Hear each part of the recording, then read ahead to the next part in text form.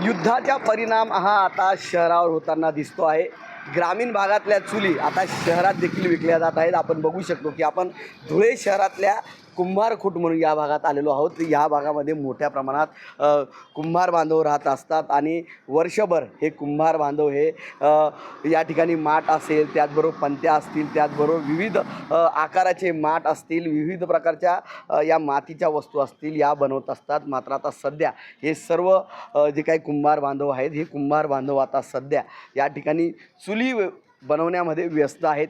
कारण या ठिकाणी जर बघितलं तर सिलेंडरची कमतरता भासते आहे. अनेक ठिकाणी सिलेंडर भेटत नाही, त्यामुळे अनेक जण हे आता चुलीवर स्वयंपाकासाठी आग्रही झाले आहेत. अनेक जण आता चुलीवर स्वयंपाक करण्यासाठी चुली खरेदी करत आहेत. त्यामुळे या ठिकाणचे कुंभार बांधव हे आता सध्या चुली बनवण्यामध्ये व्यस्त आहेत. अत्यंत पारंपरिक अशा या चुली ज्या आहेत, या चुली आता पुन्हा एकदा आता शहरात दिसणार आहेत. ग्रामीण भागांमध्ये अनेक ठिकाणी चुलीवर स्वयंपाक होत असतो. मात्र आता शहरी भागात देखील गॅसची टंचाई भासत असल्याने नागरिक आता चुली खरेदी करण्याकडे आता नागरिकांची ओढ आहे. त्यामुळे आता कुंभार बांधव या चुली बनवण्यामध्ये व्यस्त आहेत.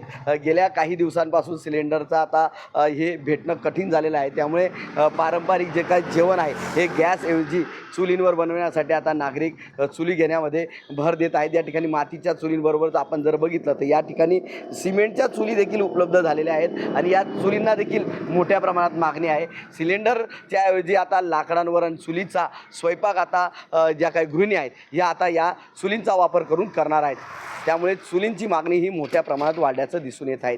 मनीष मासोळे, TV9 मराठी, धुळे. काय बनवताय तुम्ही? काय परिस्थिती आता चूल चालू आहे भाऊ. ही परंपरा पहिल्यापासूनच चुलींचाच व्यवसाय आमचा चालू आहे. माती काम करायचं बा, चुली वगैरे बनवायच्या. आता अगोदर एवढ्या चुली विकल्या जात नव्हत्या, पण आता त्या सिलेंडरची कमतरता झाली म्हणून चुलींची मागणी येते. पण काय करणार, माती मिळत नाही, लीद मिळत नाही. त्यामुळे आम्ही भांडवल गोळा करायला बी आम्हाला मुश्किल होतं. आता थोडंफार चालतो धंदा, पण महागाईमुळे ना परवडत नाही ते करायला. आणि आम्हाला माती मिळावी, घोड्याची लीद मिळावी, याच्यासाठी आम्ही हा व्यवसाय आमचा तर परंपरापासून चालूच आहे माती काम करायचं. आम्ही चुली बनवतो, मडके बनवतो, गुळाबाया, लक्ष्म्या, गणपती वगैरे सगळं बनवतो आम्ही. ही मातीची वस्तू आहे, ती स्वयंपाकासाठीच खरी असते. ही परंपरापासून पूर्वीपासून आहेच. ती खेड्यागावामध्ये तर उपलब्ध होतीच, पण आता शहरा भागामध्ये सिलेंडर मिळत नाही. 2-2, 3-3 महिने सिलेंडर मिळत नाही. त्याच्यामुळे आता हे चुलींची मागणी चालू आहे आणि विकल्याही जात आहे.